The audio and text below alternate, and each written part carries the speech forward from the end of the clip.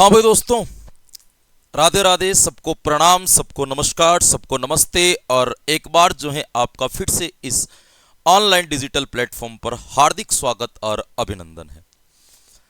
आप सब लोगों को पता है कि अभी तक हम बात कर रहे थे, वो किसकी बात कर रहे थे? बुद्धि के संदर्भ में बात कर रहे थे। और बुद्धि के सिद्धांत जो है अपन ने कंप्लीट कर लिए। और बुद्धि के अंतर्गत जो आनुवांशिकता और वातावरण का जो विवाद चलता है, उस विवाद को भी अपन ने क्या कर लिया मेरे दोस्तों, क्लियर पढ़ लिया है। आज की क्लास के अंतर्गत अपन क्या बात करने वाले हैं, तो दोस्तों ध्यान रखना, आज की क्लास में अपन पढ़ने वाले हैं बुद्धि का प्रमुख मापन।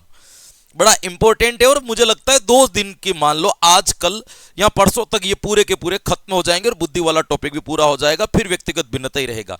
मतलब कोर्स की यदि बात करें तो हम यूं देख लो कि अंतिम चरण पर चल रहे हैं। बहुत जल्दी जो है अपना कोर्स क्या होने वाला है मेरे दोस्तों, कंप्लीट होने वाला है। बहुत जल्दी जो है अपना कोर्स जो है वो पूर्ण होने वाला है, ये आपको दोस्तों ध्यान रखना है। बात करते हैं दोस्तों आज की क्लास की। तो आज की क्लास के अंतर्गत क्या चीजें अपने बीच में चलने वाली हैं, तो दोस्तों मैं आपको बता दूं कि आज की क्लास में अपन क्या पढ़ने वाले हैं। आज की क्लास के अंतर्गत अपन एक टॉपिक शुरू करने वाले हैं जिसका नाम है बुद्धि का मापन। बुद्धि का मापन। आज मैं आपका इसका इंट्रोडक्शन पूरा का पूरा दे दूंगा, उसके बाद कल अपन प्रमुख मापन पढ़ लेंगे, है ना। प्रमुख मापन में समय नहीं लगेगा, डाटा वाला टॉपिक है, तो केवल आपको बताना है कि इस मापन के अंतर्गत ये होता है और ये मापन इस व्यक्ति के द्वारा दिया गया था। इससे अतिरिक्त जो है अपन उसके अंतर्गत कुछ भी नहीं पढ़ेंगे। ये आपको क्या रखना है मेरे दोस्तों, ध्यान रखना है।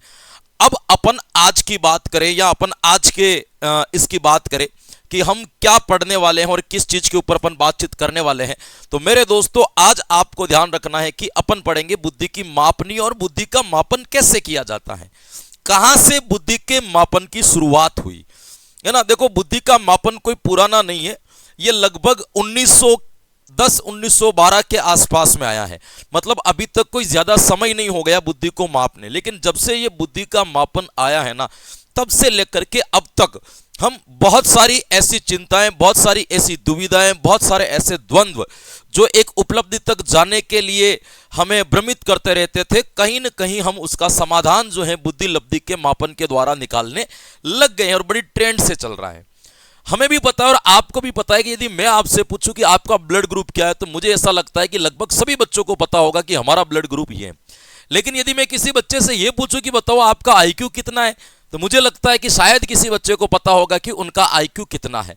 क्योंकि आईक्यू का ज्ञान होना बहुत जरूरी है मेरे दोस्तों, क्योंकि आईक्यू के आधार पर हम अपनी उपलब्धि की राह चुनते हैं, हम अपनी उपलब्धि की तरफ जाते हैं। हमें पहले यह तो पता हो कि हमारा दिमाग किस स्तर तक के काम को करने के लिए तैयार है, इतनी हमारे अंदर क्षमता है कि हम ये काम को कर सकते हैं, उसके बाद हम निर्णय लें, है ना। तो एक बार तो सभी बच्चों को अपना बुद्धि का मापन करवा लेना चाहिए। अपने आसपास में जो भी साइकोलॉजिस्ट वगैरह हो, उनसे मिलकर के एक बार अपना आईक्यू टेस्ट जो है दोस्तों जरूर करवाएं। ये जरूरी होना चाहिए, हर 3 साल 4 साल के अंतर्गत ये करवाना चाहिए, क्योंकि टर्मिनल वर्ड्स चेंज होते रहते हैं, है ना, कि टर्मिनल वर्ड्स जो है अपना बढ़ना चाहिए।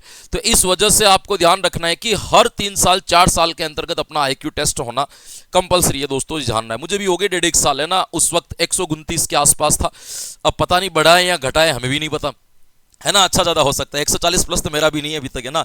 जो प्रतिभाशाली बालकों का होता है 129 था 1.5 साल पहले, है ना, जब हमने स्वयं ने टेस्ट किया था, खुद नहीं किया था। 129 था लगभग 1.5 साल के आसपास। तो अब तो बड़े होंगे, पता नहीं घटा होगा, माप करेंगे तो पता चलेगा। लेकिन ये टेस्ट होना जरूरी है कि हमें अपन को आइडिया रहे कि हमारा दिमाग विकसित तो हो रहा है, हमारी बुद्धि डेवलप तो हो रही है, हमें पता होना चाहिए।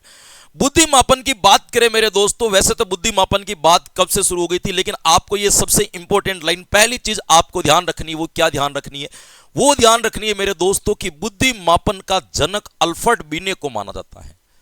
बुद्धि मापन का जनक अल्फ्रेड बिने को माना जाता है, ये ध्यान रखना, अल्फ्रेड बिने को माना जाता है ना। पहली बुद्धि मापनी भी इसी ने बनाई थी, तो इसीलिए इसको क्या माना जाता है मेरे दोस्तों, अल्फ्रेड बिने को बुद्धि मापन का क्या माना जाता है, जनक माना जाता है।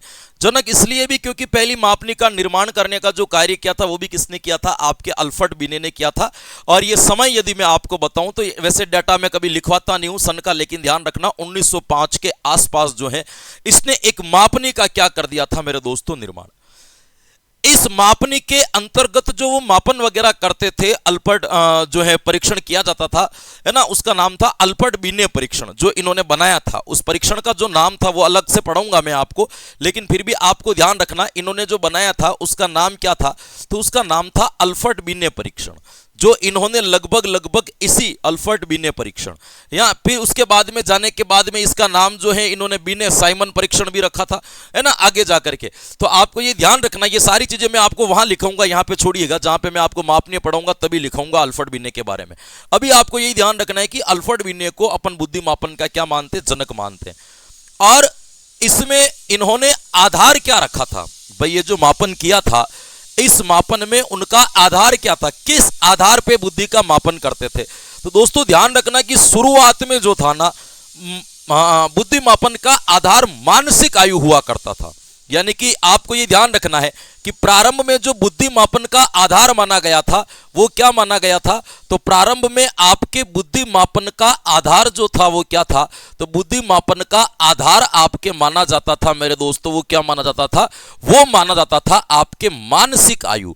ये क्या होती है इसके ऊपर अपन आगे चर्चा करेंगे, लेकिन एक बार ध्यान रखना है कि क्या माना जाता था, आपके मानसिक आयु आपको ध्यान रखना है, ये आपको पता होना चाहिए कि मानसिक आयु क्या माना जाता था इनका, जो है आप ये कह सकते हो कि आप ये माप नहीं कह सकते, उनके आधार जो था वो क्या माना जाता था, मानसिक आयु, मेंटल एज को ही इनको क्या मान रखा था, इन्होंने पूरा का पूरा आधार मान रखा था। ये आपको क्या करना है दोस्तों, ध्यान रखना है। आपको ये भी ध्यान रखना है मेरे दोस्तों कि मानसिक आयु शब्द का प्रयोग या मानसिक मापन शब्द का सर्वप्रथम प्रयोग केटल ने किया था। यहां पे मैं ये लाइन हमेशा लिखवाता हूं, आपको ध्यान रखना है कि मानसिक मापन शब्द का प्रयोग या मानसिक मापन शब्द का प्रयोग केटल ने किया था।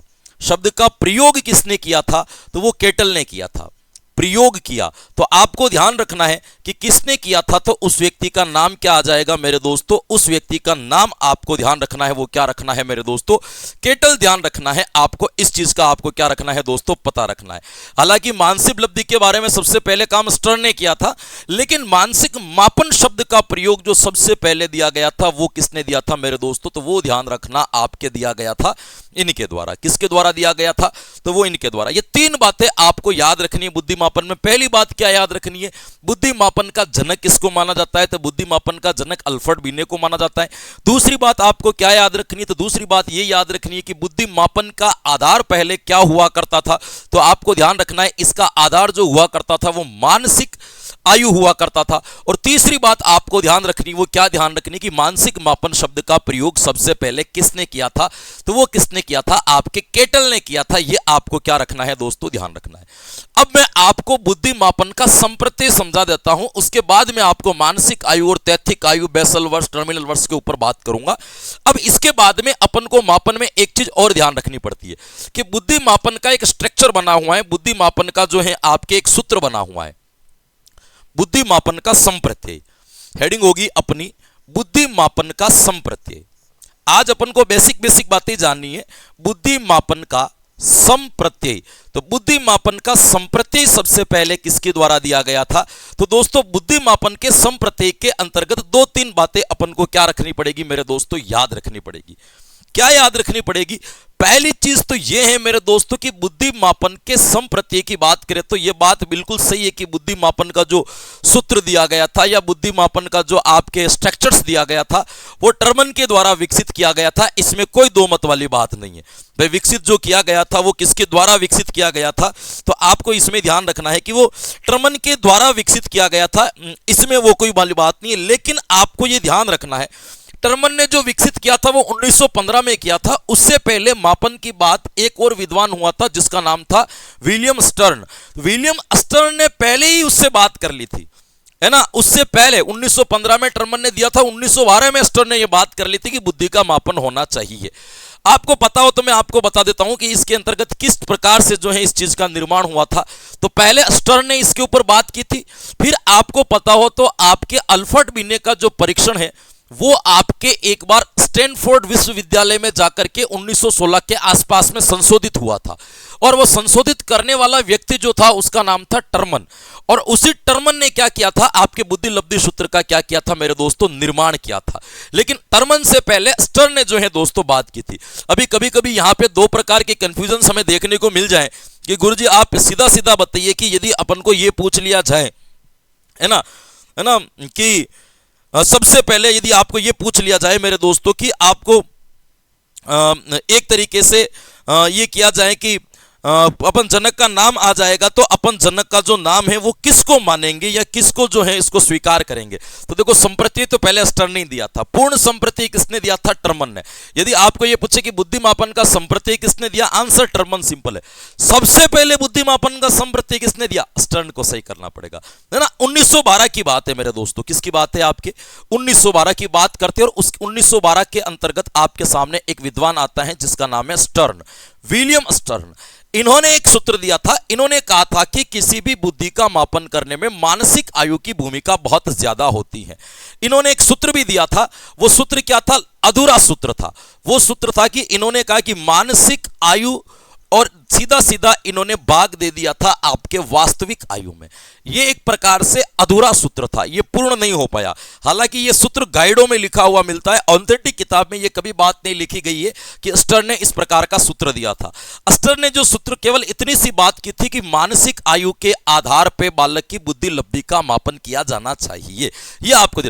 हालांकि मानसिक मापन का जो विचार था वो अल्फ्रेड बिने का था। अपने देखो यहाँ पे दो तीन बातें लिखी है, इसमें कंफ्यूजन आपको ध्यान रखना है कि बुद्धि मापन का जनक भी अल्फ्रेड बिने को माना जाता है। मानसिक मापन या मानसिक परीक्षण का सबसे पहले प्रयोग जो केटल ने किया था, लेकिन मानसिक मापन का विचार जो था वो अल्फ्रेड बिने का था, है ना। ये थोड़ी सी बातें इसके बीच आप लिख देना एक लाइन और, कि मानसिक मापन का विचार सबसे पहले अल्फ्रेड बिने के द्वारा आया था। इसका प्रयोग, शब्द का प्रयोग सबसे पहले केटल के द्वारा किया गया। ये थोड़ी सी बातें आपको ध्यान रखना है ना। तो इसने इस प्रकार का संप्रति दिया था, लेकिन ये संप्रति पूरा नहीं हो पाया।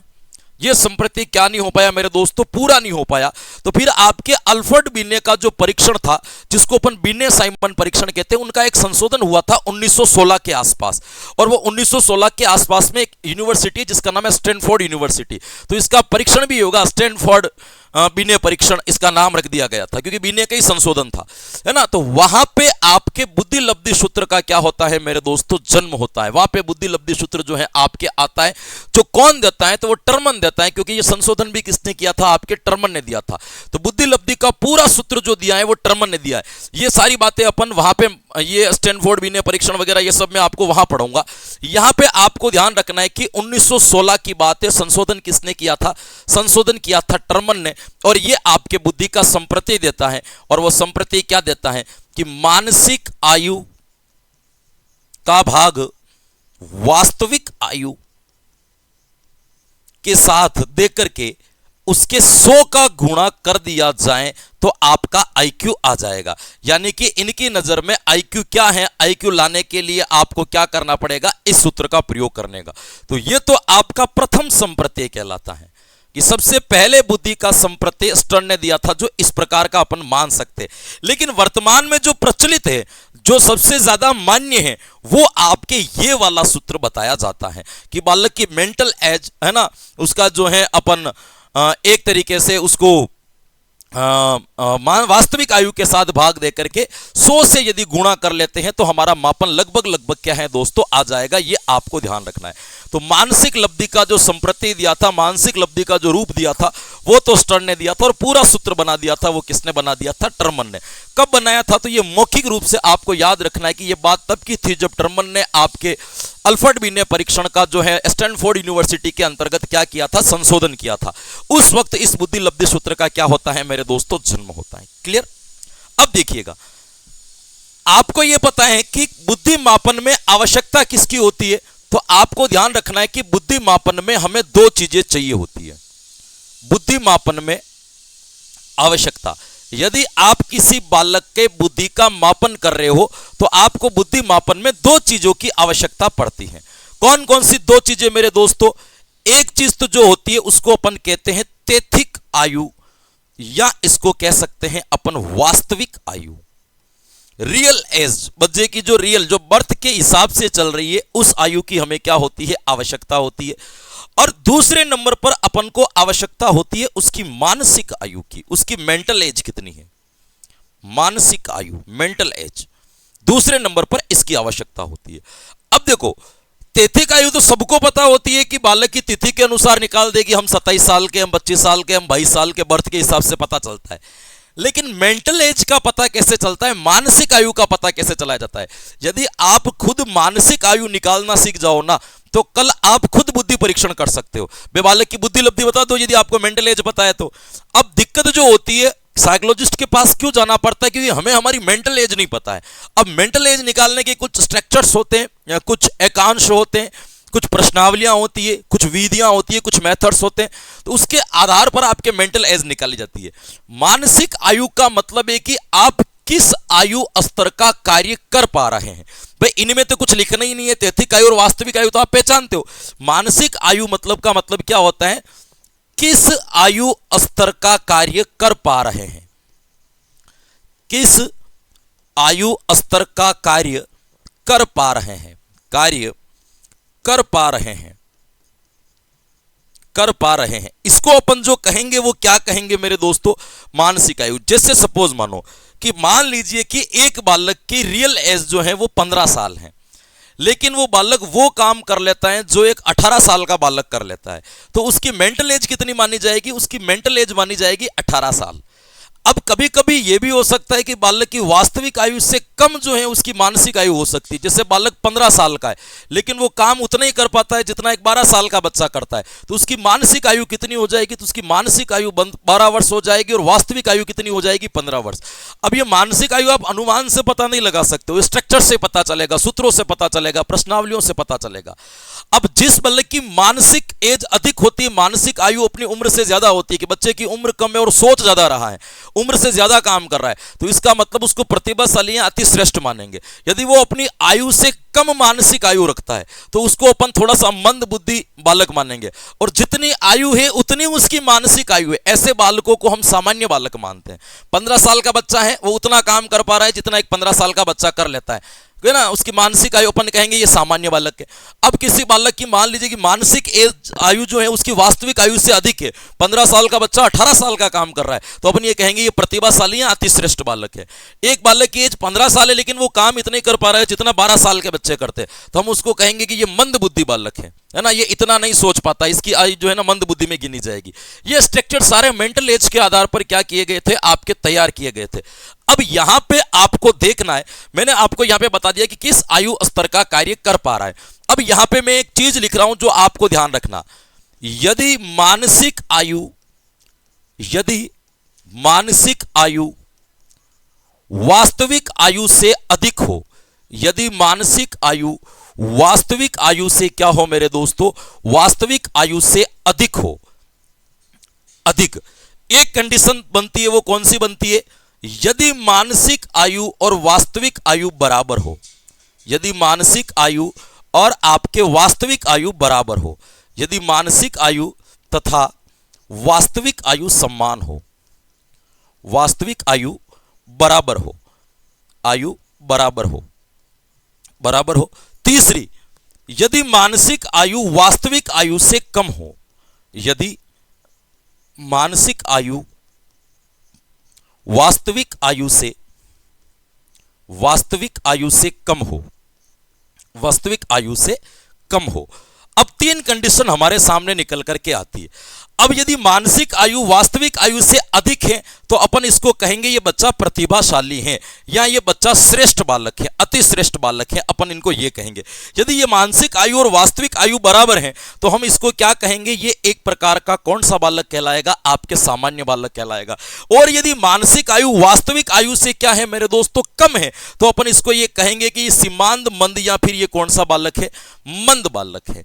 ये एक अनुमान अपन स्ट्रक्चर के अनुसार लगा सकते हैं। हालांकि आईक्यू आने के बाद हम पूर्ण बता देंगे उसको कि ये श्रेष्ठ है, अति श्रेष्ठ है, प्रतिभाशाली है, सीमांत मंद है, हीन बालक है, मूढ़ बालक है, जड़ बालक है, ये सारा हम बता देंगे। लेकिन ये बताएंगे कब, जब हमें एक रिजल्ट्स पता हो, जब हमें एक प्रकार का स्ट्रक्चर्स पता हो, तब ये चीज अपन बता पाएंगे। ये आपको ध्यान रखना है। तो मैंने आपको सूत्र समझाया, और सूत्र के बाद में आपको ये समझा दिया किस परिस्थिति में आप उनको क्या मानोगे, ये आपको क्या रखना है मेरे दोस्तों, याद रखना है।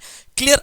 अब देखो, मानसिक आयु के अंतर्गत 2 वर्ष काम करते हैं। मानसिक आयु जो होती है हमारी, मेंटल एज जो हमारी होगी मानसिक आयु, उस मानसिक आयु में 2 चीजें काम करती हैं।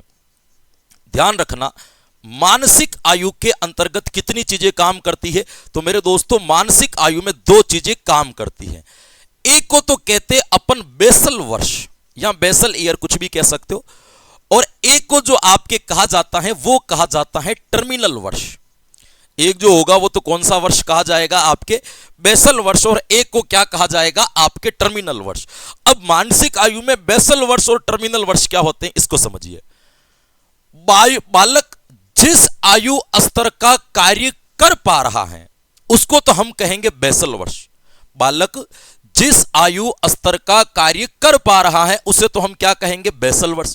और बालक जिस आयु स्तर का कार्य नहीं कर पा रहा है उसको हम कहेंगे टर्मिनल वर्ष। जैसे देखिएगा, एक 15 साल का बालक वो कार्य कर लेता है जो एक 17 साल का बालक करता है, तो बताओ बालक का बेसल वर्ष कितना हो गया? 17 वर्ष।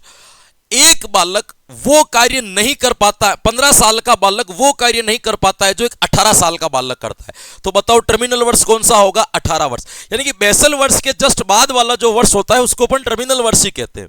ये टर्मिनल वर्ष क्यों याद रखा जाता है? क्योंकि अगली बार जब आईक्यू चेक किया जाएगा तब यही देखा जाएगा कि बालक का टर्मिनल वर्ष बढ़ा है या नहीं बढ़ा है। जैसे उदाहरण देखो, ऐसी चीजें मैं बड़े एक्सपीरियंस से बताऊंगा। देखो, बुद्धि तो मापन तो मैं बढ़िया पढ़ा दूंगा, है ना। मापन क्यों बढ़िया पढ़ा दूंगा? आए दिन का काम है ना। मुझे नहीं पता कितने लोगों के बुद्धि का मापन कर लिया, है ना। तो आईक्यू मापने में अपन एक्सपर्ट है, पर्सनालिटी मापने में भी अपन एक्सपर्ट है, कोई दिक्कत जैसी बात नहीं है। तो ये सारे काम, देखो मैं मनोविज्ञान पढ़ाता नहीं हूं, है ना, मनोविज्ञान को जीता हूं, है ना, मनोविज्ञान को जानता नहीं हूं। मनोविज्ञान हमने उतार रखी है। हमारे दिन में प्रतिदिन होने वाले हर व्यवहार के अंदर साइकोलॉजी आती है, क्योंकि मुझे इस आप यकीन नहीं मानोगे, इस सब्जेक्ट के अलावा बाकी सारी सब्जेक्ट की जानकारी मुझे नहीं के बराबर है ना, कोई विशेष जानकारी नहीं है। लेकिन इसी की मुझे क्यों पता है? क्योंकि मुझे पता है कि ये मेरे लिए विषय नहीं है ना। इसको मैंने अपने जीवन के साथ में जोड़ रखा है कि प्रत्येक गतिविधि में मैं साइकोलॉजी, और बहुत बेनिफिट हुए जीवन में, बहुत लाभ मिला है इन चीज से। हम व्यक्तियों को समझने लग गए। आज की कंडीशंस ऐसी होती कि व्यक्ति के द्वारा यदि 5 मिनट भी हमारे साथ में व्यवहार कर लिया जाए ना, हम 50% से भी ज्यादा उस व्यक्ति को समझ लेते हैं कि व्यक्ति कैसा है। ये तब आता है कि जब कोई चीज अपने बिहेवियर में आ जाती है। तो मनोविज्ञान का नियम भी है कि कोई चीज यदि हमारे व्यवहार में आ जाती है तो उसकी गुणवत्ता में अपने आप क्या हो जाती है? वृद्धि हो जाती है। अब देखिएगा, इस चीज में ऐसा क्यों होता है? बेसल वर्ष और टर्मिनल वर्ष क्यों याद रखा जाता है? जैसे मान लीजिए कि हमारे पास में कोई एक बच्चा आया जिसकी उम्र हमने मान ली कि इसकी जो रियल एज है वो अपन कितनी मान लेते हैं, इसकी तैथिक आयु जो है 15 वर्ष का बालक है, तो 15 वर्ष इसकी क्या हो जाएगी मेरे दोस्तों? इसका बेसल 15 वर्ष जो है इसकी रियल एज है। ये बालक कितना काम कर लेता है? तो मैंने कहा ये 7 वर्ष तक का कार्य कर लेता है भाई। 17 वर्ष तक का कार्य कर लेता है, सॉरी 15 साल का बालक कितना कार्य कर लेता है? 17 वर्ष तक का कर लेता है। तो मैंने यहां पे नोट कर लिया कि इस बालक का बेसल वर्ष में कितना मानूंगा, तो इस बालक का मैंने बेसल वर्ष मान लिया, मान लीजिए 17 वर्ष। भाई कितना मान लिया अपन ने? 17 वर्ष मान लिया। अब मान लीजिए कि अब 17 वर्ष मान लिया, अब 17 वर्ष तक का कार्य कर पा रहा है, मतलब इस बच्चे को यदि मैं 18 वर्ष वाला कोई कार्य दूंगा तो ये 18 वर्ष वाला कार्य नहीं कर पाएगा, ये कार्य नहीं कर पाएगा, है ना, कार्य नहीं कर पाएगा। तो यदि कार्य नहीं कर पाएगा तो मैं इसको कह दूंगा कि ये इसका कौन सा वर्ष आ गया? तो ये इसका आ गया मेरे दोस्तों टर्मिनल वर्ष। भी कौन सा वर्ष आ गया? टर्मिनल वर्ष। तो मैं अपनी डायरी के अंदर, क्योंकि ये बच्चा अगली बार भी मेरे पास में आएगा, भाई अगर बुद्धि का मापन करवाना यदि हमारा पेशेंट है तो वो हमारे पास ही आएगा, जाएगा किसके पास में? तो यदि वो आता है तो हम क्या करते हैं कि उसकी एक फाइल बना करके रखते हैं। उस फाइल में उसका हमने क्या रख दिया, या इसको जो रिपोर्ट्स कार्ड्स देंगे उसके ऊपर हम लिख देंगे टर्मिनल एज कर करके, क्या लिख देते हैं उसकी टर्मिनल एज हमने लिख दी 18 वर्ष पे। कितने वर्ष लिख दी? 18 वर्ष। अब मान लीजिए बच्चा 3 साल बाद वापस हमारे पास में आ गया कि गुरुदेव हमें वापस बुद्धि का माप करके बताओ। अब बुद्धि 18 साल का बालक मेरे पास में वापस आईक्यू के लिए आया है तो मुझे उसका टर्मिनल वर्ष तो पता होना चाहिए ना, तभी तो मैं बताऊंगा कि उसका आईक्यू लेवल बढ़ रहा है, गति बढ़ रही है, घट रही है, कैसे पता चलेगा? तो वो जैसे आएगा तो मैं लिखूंगा उसका टर्मिनल वर्ष कितना था? 18। कब था? जब उसकी एज कितनी थी? 15। अब वो 3 साल बाद मेरे पास में आया, मतलब 16, 17 और 18। अब इस बालक की वास्तविक आयु कितनी होगी? 18 वर्ष पे। कितनी हो गई? 18 वर्ष, है ना। तो मैंने आपके ये दिखा कि इस जगह पे बालक अपने तीसरा साल जो है उसका कौन सा कहला रहा था? टर्मिनल वर्ष कहला रहा था भाई, तीसरा वर्ष, क्योंकि 16-17 साल का काम कर पा रहे हैं, 18 नहीं, तो तीसरा साल टर्मिनल वर्ष है।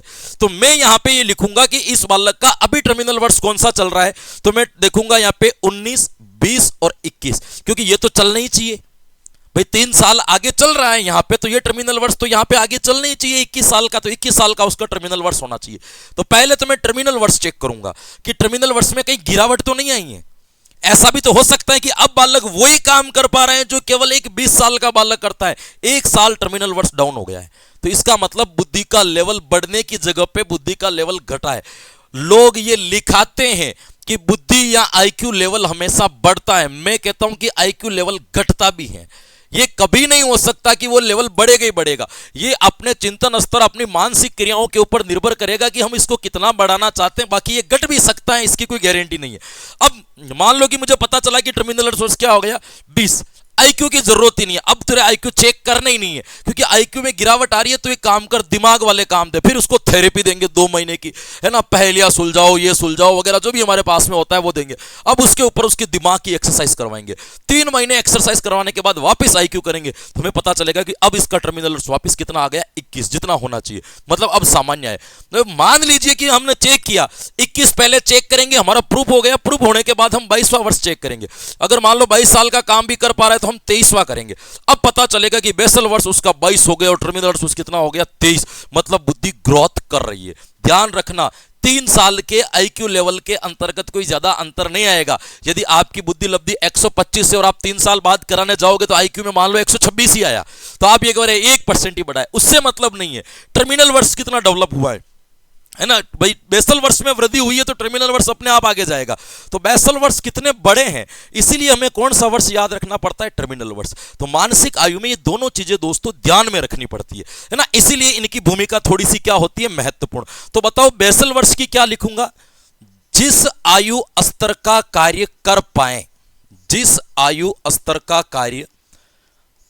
कार्य कर पाए वो उसका बेसल वर्ष। टर्मिनल वर्ष, जिस आयु स्तर का कार्य नहीं कर पाए, जिस आयु स्तर का कार्य नहीं कर पाए। अब यहां पे ये मैंने सिंपल तरीके से बताया, हालांकि टर्मिनल और बेसल वर्ष को समझना बहुत बड़ी बात हो जाती है, फिर ध्यान रखना। अब ये अप डाउन दोनों हो सकते हैं, बेसल वर्ष और टर्मिनल वर्ष अपनी वास्तविक आयु से कम भी हो सकते हैं और वास्तविक आयु से क्या हो सकते हैं मेरे दोस्तों, ज्यादा भी हो सकते हैं। इसमें अपन कुछ कह नहीं सकते, इनकी आयु बढ़ भी सकती है और इनकी क्या हो सकती है मेरे दोस्तों, घट भी सकती है। बताओ यहां तक अभी तक किसको समझ में नहीं आया? ये एक बेसिक स्ट्रक्चर्स दिया मैंने अभी तक अपन बहुत आगे चलेंगे, है ना। तो यहां तक एक बार आपको समझ में आई कि नहीं, ये चीज मुझे ये बताओ, है ना। यहां तक एक बार आपको सारी चीजें पता चल गई, क्लियर। एक चीज मैं आपको यहां पे और लिखवा देता हूं, 2 चीजें अपन और पढ़ लेते हैं, उसके बाद भले मैं क्लास को विराम दे दूंगा। देखो, हमें कैसे पता चलेगा कि किस आयु वाले को हम प्रतिभाशाली कहेंगे, किसको मूढ़ कहेंगे, किसको कमजोर कहेंगे। यहां पे आपको 2 सारणियां याद रखनी है, एक सामान्य सारणी याद रखनी है, एक सारणी वो याद रखनी जो स्टर्न और टर्मन के द्वारा दी गई है। एक तो सामान्य सारणी जो जनरल साइकोलॉजी में एक्सेप्ट की गई है कि इस आयु स्तर के बालक को हम प्रतिभाशाली मानेंगे, एक स्टर्न और टर्मन वाली। स्टर्न और टर्मन वाली नहीं रहे ना तो जनरल वाली तो रट करके याद कर लेना और आराम से याद हो जाएगी, कोई दिक्कत जैसी बात नहीं है। जैसे देखो, मैं यहां पे बता रहा हूं आपको एक तरीके से आयु स्तर, एक सारणी बता रहा हूं कि किस आयु स्तर के बालकों को आप क्या मानोगे और क्या नहीं मानोगे। इसको अपन प्रक्रिया भी कह सकते हैं, इसको अपन प्रतिमाएं भी कह सकते हैं, इसको अपन कुछ भी तरीके से एक बार जो है अपन इसको मान सकते हैं। देखिएगा, सारणी की बात करें तो इसको कहते हैं आईक्यू टेबल या आईक्यू सारणी, आईक्यू टेबल या आईक्यू सारणी। और पहले मैं आपको बता रहा हूं वो कौन सी बता रहा हूं मेरे दोस्तों, पहले मैं आपको बता रहा हूं सामान्य सारणी। पहले मैं कौन सी बता रहा हूं आपको, सामान्य सारणी। देखो, आप सब लोगों को पता है कि जो बालक सबसे इंटेलिजेंट होता है उसको क्या कहा जाता है, तो जो बालक सबसे इंटेलिजेंट होता है उसको कहा जाता है आपके प्रतिभाशाली बालक। सबसे इंटेलिजेंट बालक को अपन कौन सा बालक मानते हैं, तो सबसे इंटेलिजेंट बालक को अपन मानते हैं प्रतिभाशाली बालक। प्रतिभाशाली बालक से जो जस्ट नीचे वाला बालक होता है उसको कहा जाता है आपके अति श्रेष्ठ बालक। भाई क्या कहा जाता है, उसको कहा जाता है आपके अति श्रेष्ठ बालक। सबसे बड़ा बालक प्रतिभाशाली बालक जो इंटेलिजेंट हो, उससे नीचे अति श्रेष्ठ, और अति श्रेष्ठ है तो अति श्रेष्ठ के बाद में श्रेष्ठ बालक, अति श्रेष्ठ के बाद में क्या हो जाएगा, श्रेष्ठ बालक, और श्रेष्ठ बालक के जस्ट बाद में जो बालक आता है उसको कहा जाता है आपके सामान्य बालक। सबसे ज्यादा संख्या दुनिया में 50% बालक सामान्य होते हैं, 50%। बाकी कोई श्रेष्ठ होता है, कोई अति श्रेष्ठ होता है, कोई पिछड़ा होता है, सामान्य औसतन संख्या सबसे ज्यादा होती है। यह आपको क्या रखना है, अमेरिकी एसोसिएशन रिजल्ट्स के अनुसार नवीनतम सारणी जो आई है उसके अकॉर्डिंग 50% बालक जो है आपके कौन से माने जाते हैं, 50% बालक आपके सामान्य माने जाते हैं। सामान्य से ऊपर वाले बालकों की बुद्धि लब्धि ज्यादा होगी, अब इसके नीचे वाले जितने भी बालक आएंगे उनकी क्या होगी, कमजोर होगी। पहला बालक आता है सामान्य से जस्ट नीचे, उसको कहा जाता है आपके मंद बुद्धि बालक। मंद बुद्धि बालक, मंद बुद्धि बालक सामान्य से थोड़ा कमजोर होता है। मंद बुद्धि से जस्ट नीचे जो आता है उसको कहा जाता है सीमांत मंद बुद्धि। सीमांत मंद बुद्धि का मतलब अभी तक वो मंद नहीं हुआ है ना, मंद होने की कगार पे है। सीमांत मंद बुद्धि बालक यानी कि कमजोर हो सकता है। सीमांत मंद बुद्धि से नीचे आता है एक बालक जिसको कहते हैं मूढ़ बुद्धि बालक भी। कौन सा बालक कहते हैं, मूढ़ बुद्धि बालक। मूढ़ बुद्धि बालक, मूढ़ बुद्धि बालक। और मूढ़ बुद्धि बालक से जो आपके नीचे आता है उसको कहा जाता है हीन बुद्धि बालक। हीन बुद्धि बालक, कौन सा बालक कहा जाएगा दोस्तों, हीन बुद्धि बालक। और हीन बुद्धि बालक से जो सबसे कमजोर होता है उसको कहा जाता है जड़ बुद्धि, है ना, बिल्कुल नहीं के बराबर बुद्धि हो उसको क्या कहा जाता है, आपके जड़ बुद्धि बालक कहा जाता है। ये आपको ध्यान रखना है, जड़ बुद्धि बालक। ये तो हो गई आपके बालकों की सारणी। सबसे पहले प्रतिभाशाली बालक, प्रतिभाशाली से अति श्रेष्ठ, श्रेष्ठ, अति श्रेष्ठ से फिर श्रेष्ठ बालक, श्रेष्ठ बालक के नीचे सामान्य बालक, सामान्य के नीचे मंद बुद्धि, मंद बुद्धि के नीचे सीमांत मंद बुद्धि, सीमांत मंद बुद्धि के नीचे मूढ़ बुद्धि बालक, मूढ़ बुद्धि के नीचे हीन बुद्धि बालक, और हीन बुद्धि के बाद में जो आएगा उस बुद्धि को कहा जाता है आपके जड़ बुद्धि बालक भी। कौन सा बालक कहा जाएगा, जड़ बुद्धि बालक। अब किसका आईक्यू कितना होगा उसको अपन को ध्यान रखना है। तो दोस्तों यहां पे तो मैंने आपके क्या लिख दिए, बालक। भाई यहां पे तो मैंने आपके क्या लिख दिए एक तरीके से, तो ध्यान रखना यहां पे तो मैंने लिख दिए बालक, और यहां पे मैं लिख रहा हूं इनका आईक्यू या इनकी बुद्धि लब्धि। मेरे दोस्तों ध्यान रखना, प्रतिभाशाली बालकों का आईक्यू होता है 140 प्लस। जिन बालकों का आईक्यू लेवल 140 से अधिक होगा उस बालक को क्या माना जाएगा, तो मेरे दोस्तों ध्यान रखना, उस बालक को माना जाएगा प्रतिभाशाली बालक। कौन सा बालक माना जाएगा, प्रतिभा। ये साइंटिस्ट टाइप के जो लोग होते हैं ऐसे बालकों को कहते हैं अपन प्रतिभाशाली बालक। 120 से देखो 140 तक तो यहां होगी, अब इसका मतलब इससे बुद्धि कितनी नीचे आएगी, 140 यहां पे है तो अपन 139 वाले को क्या कहेंगे। तो ध्यान रखना 120 से लेकर के 139 तक के जो बालक होंगे उनको कहा जाएगा अति श्रेष्ठ बालक। मैंने अभी बताया कि 129 हमारा आईक्यू लेवल था, तो 129 का मतलब क्या होगा, ये कौन सी कैटेगरी गिनी जाएगी, अति श्रेष्ठ बालकों में, है ना। प्रतिभाशाली में नहीं, कबल किस में गिनी जाएगी, अति श्रेष्ठ बालकों में। अब देखिएगा, अब आपके 120 तक के तो बालकों को यहां मान लिया, तो फिर 119 वाला जो होगा वो इसके नीचे आ जाएगा, क्योंकि 120 यहां पे है तो यहां पे क्या आएगा, 119। अब 119 की शुरुआत कहां से होगी, तो ध्यान रखना 119 की शुरुआत होती है 110 से। 110 से लेकर के 119 तक आईक्यू जिसका है उसको हम कहेंगे श्रेष्ठ बालक भी। कौन सी कैटेगरी के अंतर्गत रखेंगे, आपके श्रेष्ठ बालक। अब 110 यहां पे है तो बताओ यहां पे कितना आएगा, तो यहां पे 109 आएगा। अब 109 कहां से शुरू करना है, तो ध्यान रखना 109 आपको 90 से शुरू करना है। 90 से लेकर के 109 तक जिसका आईक्यू होगा उसको क्या माना जाएगा, सामान्य बालक, जनरल बालक, न ज्यादा एवरेज बालक, न ज्यादा होशियार है और न ही ज्यादा क्या है आपके कमजोर हैं। आपको ध्यान रखना ये गणित ऐसे ही आएगी, देखना।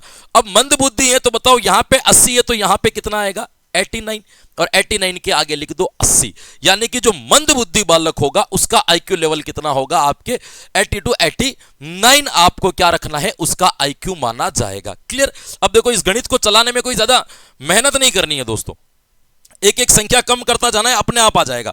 बताओ 80 इधर है तो इधर कितना आएगा, तो इधर आ जाएगा आपके 79। 79 कहां से, 70 से, है ना। तो 70 से लेकर के आपके 70 से लेकर के 70 9 तक के जो बालक हैं उनको अपन क्या कहेंगे, सीमांत मंद बुद्धि बालक। आउटर पर खड़े हैं मंद बुद्धि के जाने के अंतर्गत, है ना, सीमांत मंद बुद्धि। थोड़ी सी मेहनत करो तो ये किसके अंतर्गत चले जाएंगे, आपके मंद बुद्धि वाली कैटेगरी में चले जाएंगे। ये आपको क्या रखना है, ध्यान रखना है। अब बताओ इधर 70 है तो बताओ उधर कितने आएंगे, तो आप सबको पता है कि इधर आ जाएंगे 69। तो 69 की शुरुआत जो है अपन कहां से करेंगे, तो आपको ध्यान रखना है, एरो ऐसे कैसे हो गए ना, एरो ऐसे लगाओ, है ना। इसकी जो शुरुआत करेंगे वो अपन कहां से करेंगे, 60 से। तो 60 से लेकर के 69 तक के बालकों को अपन क्या कहेंगे, मूढ़ बुद्धि बालक मानेंगे। भाई कौन से बालक मानेंगे, मूढ़ बुद्धि बालक मानेंगे। अब यहां पे 69 है तो जायज सी बात है, बताओ यहां पे क्या आएगा, 59 आ जाएगा। और 59 कहां से शुरू होगा, 50 से। 59 कहां से शुरू होगा, आपके 50 से। अब 50 से शुरू हो जाएगा तो आपको यह ध्यान रखना है 50 से लेकर के 59 तक की जो बुद्धि होगी उसको कौन सी बुद्धि कहा जाएगा मेरे दोस्तों, तो उसको कहा जाएगा आपके हीन बुद्धि बालक। 50 से लेकर के जो आएगी बुद्धि, 50 से लेकर के 50 से नहीं, 50 नहीं सॉरी, यहां पे 20 करना पड़ेगा आपको, है ना। 20 से 50 वाली तो होती नहीं, ये कैटेगरी उसके बाद खत्म हो जाएगी। 20 से यहां पे 50, यहां पे तो यहां तक तो कोई दिक्कत नहीं है। 120 10 गए, 110, फिर 100 नहीं आया, फिर 90, फिर 80, फिर 70, फिर 60। यहां पे थोड़ा सा ध्यान रखना, यहां पे 20 आएगा। 20 से लेकर के 59 तक को अपन कौन सा बालक कहेंगे, उसको कहेंगे हीन बुद्धि बालक। और ऐसा बालक जिसकी बुद्धि लब्धि 20 से कम हो, ऐसे बालक को क्या कहा जाएगा, तो ऐसे बालक को कहा जाएगा मेरे दोस्तों जड़ बुद्धि बालक। भाई कौन सा बालक कहा जाएगा, जड़ बुद्धि। देखो वापिस देखो सारणी को, देखो सिंपल सा तरीका है, 140 प्लस, इधर कोई अंगुली करनी नहीं है, प्रतिभाशाली बालक अपन जानते हैं। ये नाम यदि आपको क्रम में याद हो गए तो इनको तो आप क्रम में वैसे ही जमा लोगे। भाई याद ये नाम क्रम में करने जरूरी है, ये वाले तो अपने आप क्या हो जाएंगे, आपको याद हो जाएंगे। अब देखो अति श्रेष्ठ बालक कितना होगा, 120 से लेकर के 139 तक, क्योंकि 140 तो वहां पे आ रहे हैं तो 139 यहां पे आएंगे। 120 से 10 माइनस कर दो इधर 110, और इधर वापस 9 बढ़ा दो, कितने हो जाएंगे, 119। इधर वापस 10 माइनस कर दो 90, इधर 9 बढ़ा दो 109 हो जाएंगे। इधर 10 माइनस कर दो 80, इधर 9 बढ़ा दो, इधर 10 माइनस कर दो, इधर 9 बढ़ा दो, इधर 10 घटाओ, इधर 9 बढ़ाओ। फिर लास्ट वाली 2 लाइनें आपको याद रखनी पड़ेगी जो 20 से 59 और 20 से कम होती हैं। ये आपके एक सामान्य वर्गीकरण माना जाता है। ये मेरे दोस्तों आप क्या रखोगे, याद रखोगे, या इसका आपको क्या होना चाहिए मेरे दोस्तों, पता होना चाहिए। मुझे पता है कि आपको आधे घंटे वाली क्लास बहुत प्यारी लगती है, लेकिन अब मेरी मजबूरी है कि मुझे एक चीज आपको और लिखवानी पड़ेगी। वो अंतिम क्या लिखेंगे अपन, तो वो अंतिम लिख देते मेरे दोस्तों अस्टन और टर्मन का वर्गीकरण। अंतिम चीज क्या लिखेंगे, तो अंतिम चीज लिख देते हैं अस्टर्न और टर्मन का वर्गीकरण।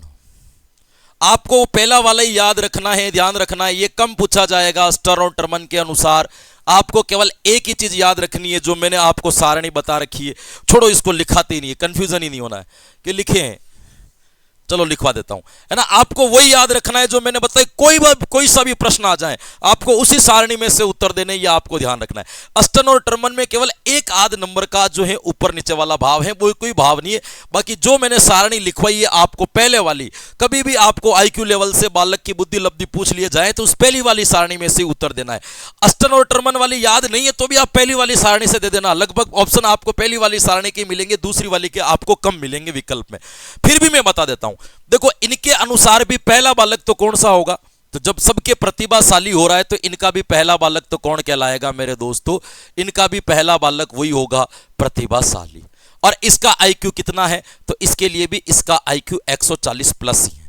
भाई इसके लिए भी आईक्यू क्या माना गया है, 140 प्लस आपको ध्यान रखना है ना। अब आपको यहां पे जो ध्यान रखना है वो क्या ध्यान रखना है, इन्होंने प्रतिभाशाली बालकों के बाद में सीधे सीधे जो आपको बताएं वो कौन से बताएं मेरे दोस्तों, अतिश्रेष्ठ बालक की भी इन्होंने गिनती की है। अब ये अतिश्रेष्ठ बालकों की गिनती यदि आप मानोगे तो इनकी गिनती थोड़ी सी अलग है।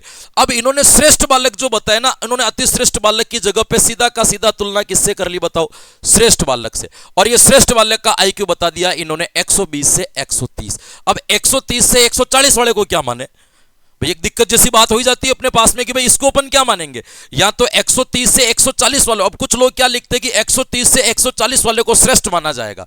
यहां पे कुछ किताबों में आपको लिखा जाएगा, जहां पे इसके बीच में एक बालक और आएगा जिसको कहा जाएगा अतिश्रेष्ठ, और अतिश्रेष्ठ में वो कितना मान लेते हैं फिर 130 से 140, इसको ये मान लेते हैं। अब इस वर्गीकरण में क्या कि आउटर का पता नहीं चल रहा है, अब किसी बालक का आईक्यू मान लो 140 ही है, अब बताओ उसको अति श्रेष्ठ माने कि प्रतिभाशाली माने? भाई पता ही नहीं चल रहा है ना। अब इन्होंने कहा 120 से 130 वाला बालक श्रेष्ठ होगा। अब किसी का 130 से 140 वाले का अति श्रेष्ठ हो गया। अब 130 इसका भी और 130 इसका भी है ना भाई। अब किसी का आईक्यू मान लो 130 आ गया, बताओ श्रेष्ठ बताए कि अति श्रेष्ठ बताए? भाई कंफ्यूजन है ना। इसीलिए मैंने कहा कि इस सारणी से आपको प्रश्न इतने देखने को नहीं मिलेंगे। पहली वाली जो मैंने सारणी लिखी है वही सारणी आपकी क्या मानी जाती है? आपके अधिक। फिर इन्होंने बताया औसत से अधिक, औसत से अधिक। फिर बालक कौन सा बता दिया इन्होंने? औसत से अधिक बालक। और औसत से अधिक बालकों का आईक्यू बता दिया 110 से लेकर के 120 तक। भाई कितना बता दिया? आपके औसत बालक का इतना। उसके बाद में इनके पास में कौन सा बालक आता है? उसके बाद में इन्होंने बताया सामान्य बालक। सामान्य बालक का बता दिया 90 से 110। ये कंफ्यूजन मुझे खुद को भी अभी इस सारणी में बहुत ज्यादा कंफ्यूजन रहता है, मैं इसको स्वीकार ही नहीं करता हूं। क्योंकि आप देखो इस बालक के 110, इधर 110 से शुरू, किसी का आईक्यू 110 आ जाए, पता ही नहीं चल रहा है उसको सामान्य में गिने कि औसत से अधिक में गिने। भाई आउटर वाले बालक को किस में गिना जाएगा? पहली वाली सारणी में ये कंफ्यूजन नहीं है। पहली वाली सारणी में 1% कंफ्यूजन नहीं है, क्योंकि इधर देखो 140 वाला किस में जाएगा? प्रतिभाशाली में। 139 वाले आएगा अति श्रेष्ठ में। 1% कंफ्यूजन नहीं है। इसमें कंफ्यूजन बहुत ज्यादा है, इसलिए आपको हल्का फुल्का आपको याद भी वो सारणी रखनी है। मेरा काम है लिखवाना, मैं केवल आपको लिखवा रहा हूं, इससे ज्यादा कोई मतलब। सामान्य से नीचे कौन से आ जाएंगे? आपके मंद बुद्धि बालक। सामान्य से नीचे कौन से आ जाएंगे? मंद बुद्धि बालक। मंद बुद्धि बालकों के लिए इन्होंने आईक्यू बताया 80 से लेकर के 90 के बीच में। मंद बुद्धि बालक का कितना बताया? आपके 80 से लेकर के आपके कितने के बीच में आएगा? अब मंद बुद्धि से नीचे कौन सा आएगा? सीमांत मंद बुद्धि। कैटेगरी तो कोई चेंज नहीं होगी, केवल एक चीज को छोड़ करके, सीमांत मंद बुद्धि। सीमांत मंद बुद्धि। अब सीमांत मंद बुद्धि का कितना बताएंगे? सीधी सी बात है 70 से 80, है ना। इन्होंने ये जीरो वाला सिस्टम जो है ना चेंज नहीं किया। ये इसके नीचे बताया इन्होंने मूर्ख बालक। इनके सीमांत बुद्धि से जस्ट नीचे वाला बालक जो बताया उसका नाम क्या रखा इन्होंने? मूर्ख बालक, है ना। कौन से बालक को कहा जाएगा? जिनका आईक्यू लेवल 80 से क्या हो जाना चाहिए? आपके डाउन हो जाना चाहिए, ऐसे बालकों को अपन कहेंगे। अब इसका आईक्यू बताया इन्होंने 50 से लेकर के 70 तक। कितना आईक्यू बताया इन्होंने? अब 60 नहीं किया, अब 50 से लेकर के कितना बता दिया इन्होंने? 70 तक बालकों को क्या कहा जाएगा? मूर्ख। मूर्ख के जस्ट बाद में आता है मूढ़ बालक। मूढ़ बालक। और मूढ़ बालक का आईक्यू लेवल इन्होंने कितना बताया मेरे दोस्तों? मूढ़ का बताया इन्होंने 25 से लेकर 50 तक। और मूढ़ बुद्धि के बाद में आ जाएगा आपके जड़ बुद्धि बालक। और जड़ बुद्धि बालक का जो बताया वो कितना बता दिया? वो इन्होंने बता दिया 25 से कम। ये आपके स्टर्न और टर्मन की सारणी है। तो मैं तो कहता हूं कि आपको पहले वाली सारणी के ऊपर ज्यादा ध्यान देना चाहिए, दूसरी वाली सारणी के ऊपर आपको यदि आवश्यकता के अनुसार यदि ठीक है जरूरत है तो दो, बाकी मुझे नहीं लगता कि इतना कोई ध्यान देने की आवश्यकता है या इतनी कोई ध्यान देने की आपको जरूरत है। यहां तक एक बार समझ में आया कि नहीं आया? रिवीजन करते हैं। आज की क्लास थोड़ी सी बड़ी भी हो गई, है ना। कुछ बच्चों का ऐसा मानना था कि सर 30 मिनट की क्लास बढ़िया होती है, आधे घंटे में समझ में भी, भले आधे आधे घंटे की 2 डालो, एक सुबह डालो और एक शाम को डालो, हम पढ़ लेंगे। एक साथ 1 घंटे पढ़ने में दिक्कत आती है, लेकिन अब कोई चीज शुरू हो जाती है और थोड़ी इंटरेस्टिंग होती है तो हम भी पढ़ाते पढ़ाते उसमें बह जाते हैं, है ना। तो थोड़ा समय उसमें लग ही जाता है। अब देखिएगा ये हैंग कैसे हो गया? क्या हो गया भाई? चल तो रहा है। अरे यार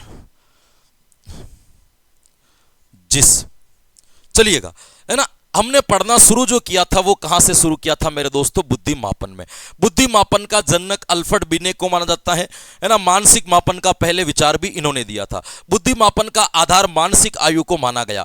मानसिक मापन शब्द का प्रयोग सबसे पहले केटल ने किया था। बुद्धि मापन का संप्रत्यय स्टर्न ने पहले दिया था, जो अधूरा था उसको पूरा किसने किया था? टर्मन ने किया था। मानसिक आयु बटावा वास्तविक आयु इंटू 100। बुद्धि मापन में 2 चीजों की आवश्यकता होती है, तैथिक आयु और मानसिक आयु। मानसिक आयु का मतलब है कि हम किस आयु स्तर के कार्य कर पा रहे हैं।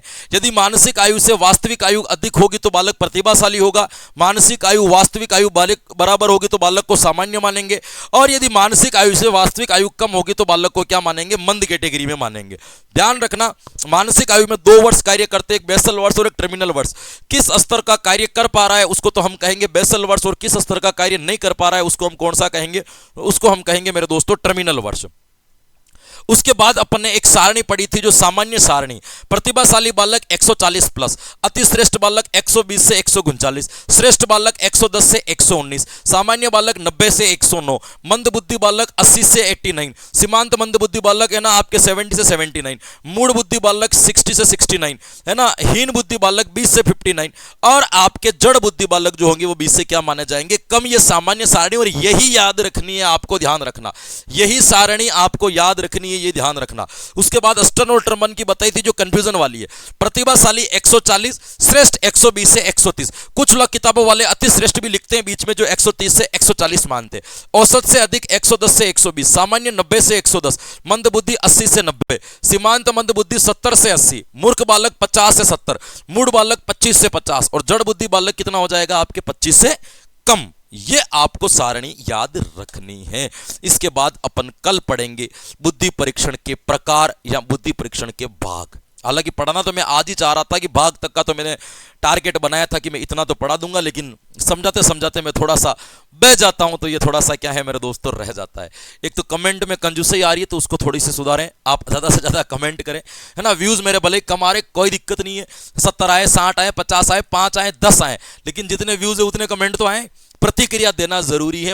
आप कल शिक्षक बनोगे तो अधिगम को प्रभावित करने वाले कारक पढ़ोगे, उसमें कारक आता है फीडबैक, है ना। यदि आपकी प्रतिपुष्टि निर्माण नहीं होती, आपको प्रतिक्रियाएं नहीं मिलती है, तो आपको खुद को पता नहीं पड़ता है कि लर्निंग के अंदर क्या चेंजेस किया जाए। इसलिए मैं कमेंट के ऊपर जोर देता हूं। बाकी कोई ऐसी मुझे कुछ नहीं, मैं ये भी नहीं कहता कि अच्छे कमेंट करो, ये भी नहीं कहता कि बुरे, जो आपको रियल लगता है वो कमेंट करो कि हाँ ये सही है सर, ये बढ़िया चल रहा है। किसी बच्चे ने मुझे कहा था ये देखो ये बोर्ड का कलर हमें बहुत अच्छा लगा, मैंने ये कर दिया, चलो अब इससे ही पढ़ाएंगे, ये हुआ चेंजेस, है ना। तो इस प्रकार की प्रतिक्रियाओं से कुछ बदलाव आता है। तो आशा करते हैं कि आज की क्लास में जो कुछ भी पढ़ा, सीखा, जाना, समझा, याद किया, वो आपके आने वाली प्रतियोगी परीक्षाओं के लिए बड़ा लाभकारी या हितकारी सिद्ध होगा, ऐसी मैं आशा करता हूं, ऐसा मुझे विश्वास है। तो बिल्कुल हंसते रहे, मुस्कुराते रहे, प्रसन्नचित्त रहे, आनंद में रहे, मजे लेते रहे, लेकिन साथ साथ में अपनी तैयारी को भी जोरों और शोरों से जारी रखें। कल फिर मिलेंगे कुछ नए कंटेंट के साथ में, तब तक के लिए मुझे दीजिए आज्ञा। Thank you so much. Radhe Radhe and जय हिंद।